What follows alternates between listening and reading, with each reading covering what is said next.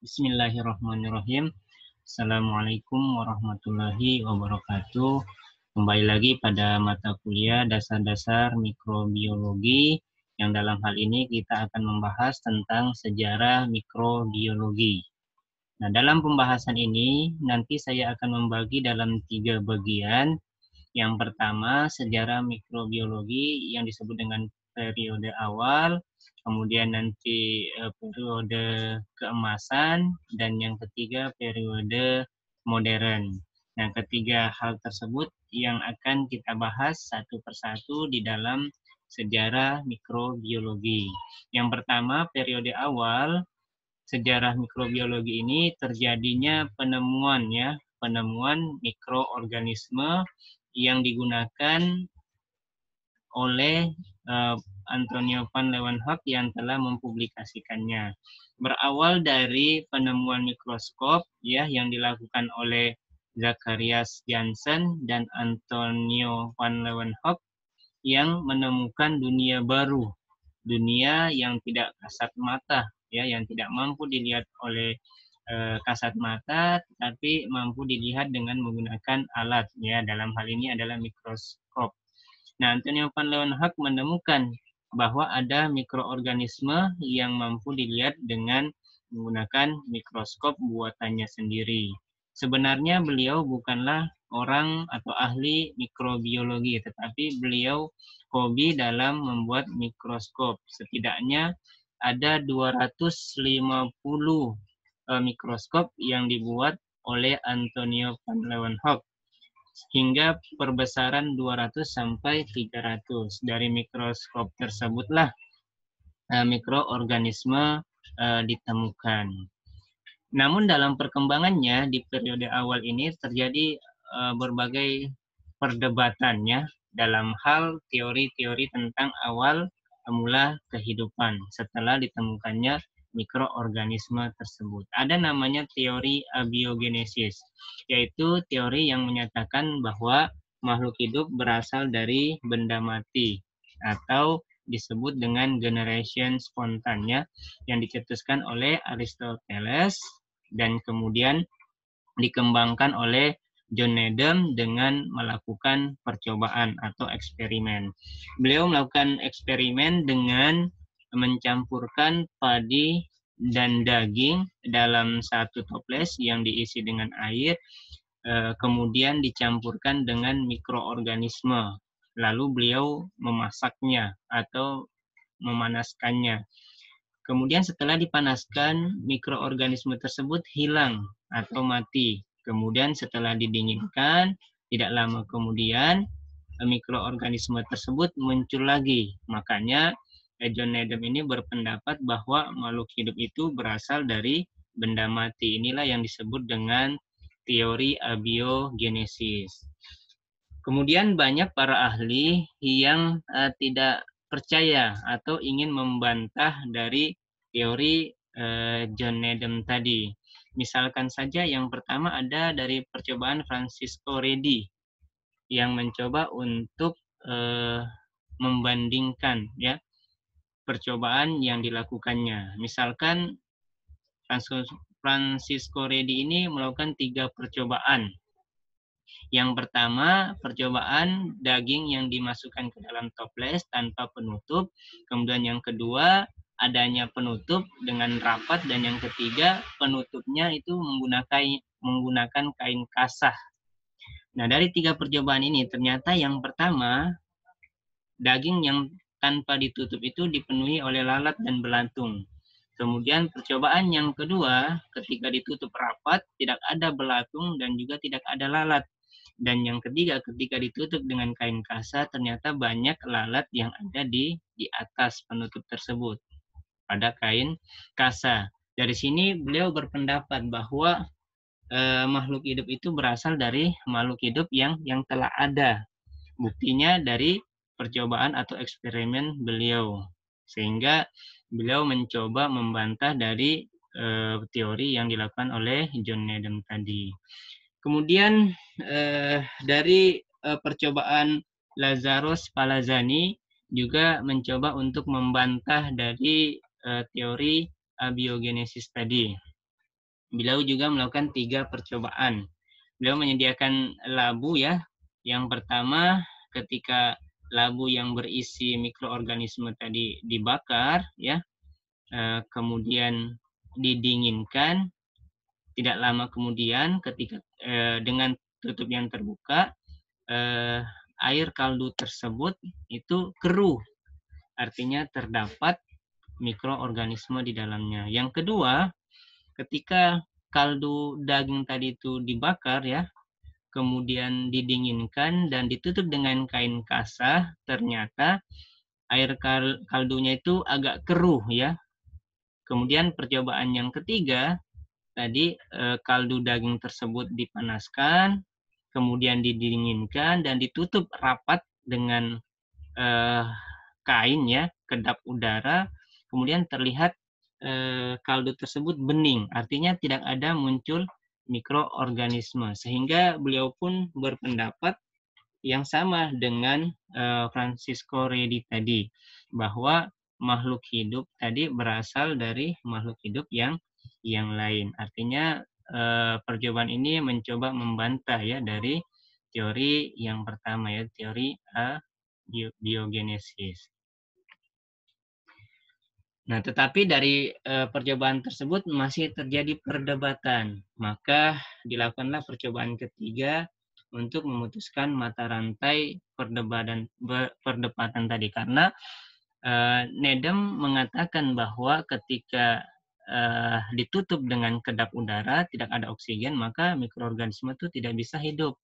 Sehingga air kaldu tadi dingin. Maka dibuatlah percobaan yang ketiga dengan membantah percobaan dari John Nedem tadi. Maka dibuatlah 2 percobaan. Yang pertama ada kaldu ya, yang juga dipanaskan, tetapi yang berbeda ini bentuk dari tabungnya. Jadi ada pipa yang sangat panjang, kemudian berbentuk bengkok, yang dalam hal ini berusaha untuk meminimalisir adanya oksigen ya. Nah, ketika kaldu dipanaskan, ya, kemudian dibiarkan beberapa waktu, ternyata airnya jernih. Nah, yang kedua, ketika kaldu dimiringkan hingga kaldu tadi mengenai leher ya dari pipa yang bengkok, ternyata terdapat mikroorganisme. Artinya di sini bisa kelihatan perbedaannya, bahwa walaupun tidak ditutup rapat, mikroorganisme tidak dapat tumbuh ketika setelah dipanaskan dan didiamkan beberapa hari. Tetapi ketika labu tadi dimiringkan hingga kaldu mengenai leher angsa tadi, pipa bengkoknya, ternyata terdapat mikroorganisme. Maka dari sinilah percobaan tersebut mampu membantah dari pendapat John Nedem yang mengatakan bahwa makhluk hidup berasal dari benda mati. Maka oleh percobaan Louis Pasteur inilah yang membantah dan dapat diterima oleh masyarakat pada umumnya, sehingga runtuhlah teori abiogenesis yang bertahan ribuan abad. Namun timbul pertanyaan, dari mana makhluk hidup itu? Ketika kita membahas tentang ini, maka banyak bermunculan teori-teori yang ada ya. Apalagi kalau mau dikaitkan dengan ilmu teologi atau keagamaan, ini maka nanti akan berbeda pendapat. Tetapi di sini kita tidak coba untuk menjelaskan hal tersebut. Kemudian masih di dalam teori awal tadi, bahwa teori yang ketiga adalah teori tentang kuman penyakit, di mana teori ini menyatakan bahwa mikroorganisme dapat menyerang organisme lain yang dapat menyebabkan penyakit. Yang memang dari mikroorganisme penyebab penyakit telah ditemukan sebelumnya oleh percobaan Pasteur tadi ya.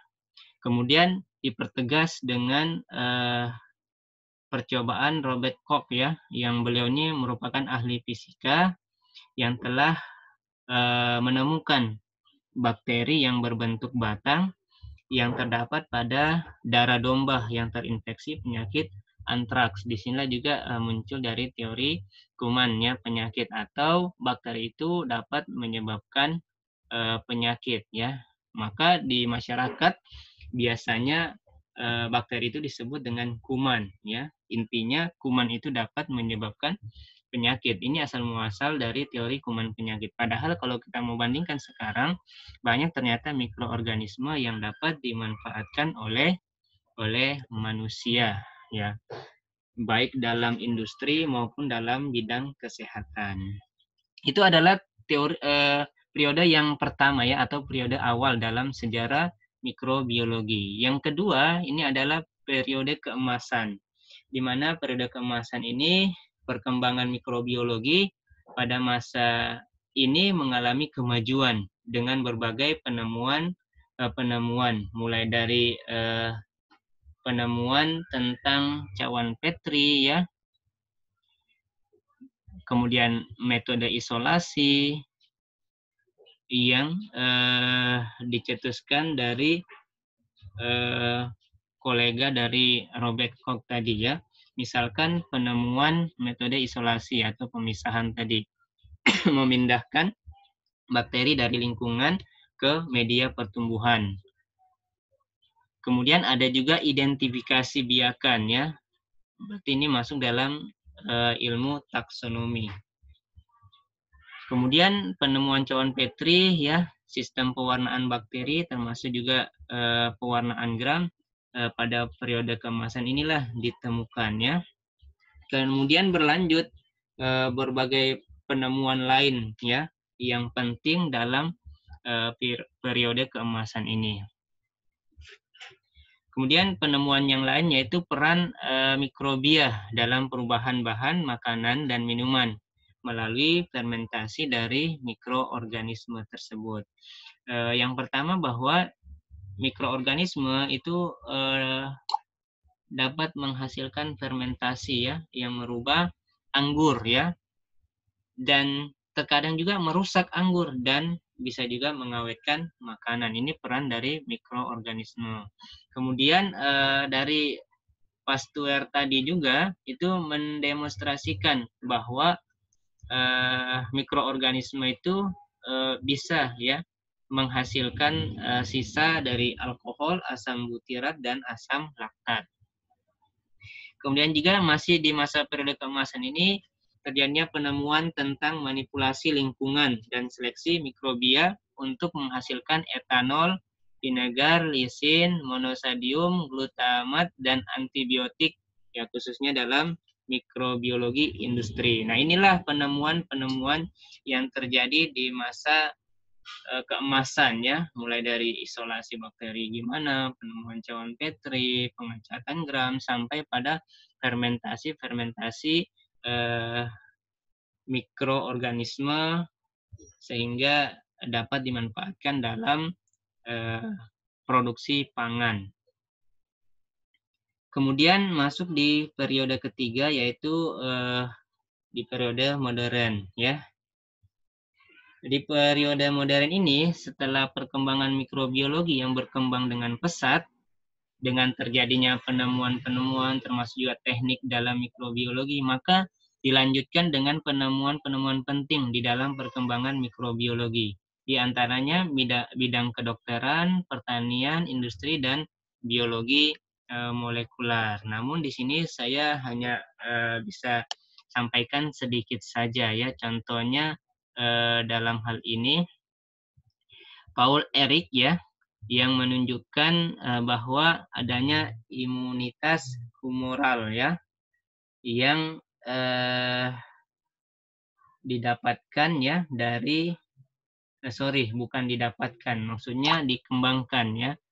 Kemudian ada Sibas Haburo Kitasoto ya, yang juga menemukan adanya antitoksin ya untuk parasit tetanus oleh Clostridium tetania. Nah, itu berkaitan bidang kedokteran. Sedangkan di bidang pertanian adanya penemuan mikroorganisme pada akar tanaman yang disebut dengan rhizodium ya, yang mampu melakukan eh, dekomposisi dengan baik sehingga menghasilkan bahan organik, termasuk juga bidang industri. Dalam hal ini penemuan-penemuan tentang fermentasi eh, yogurt ya, kemudian pengembang roti, tape, termasuk juga tempe dalam hal ini. Nah, mungkin itu beberapa hal ya berkaitan dengan perkembangan sejarah mikrobiologi yang terjadi hingga saat ini dengan perkembangan yang sangat pesat. Kalau sebelumnya tidak dikenal dari mikrobiologi ini, sekarang sudah penemuannya sangat banyak dan banyak dimanfaatkan oleh masyarakat hasil dari penelitian-penelitian tentang mikrobiologi ini. Mungkin cukup sekian. Terima kasih. Assalamualaikum warahmatullahi wabarakatuh.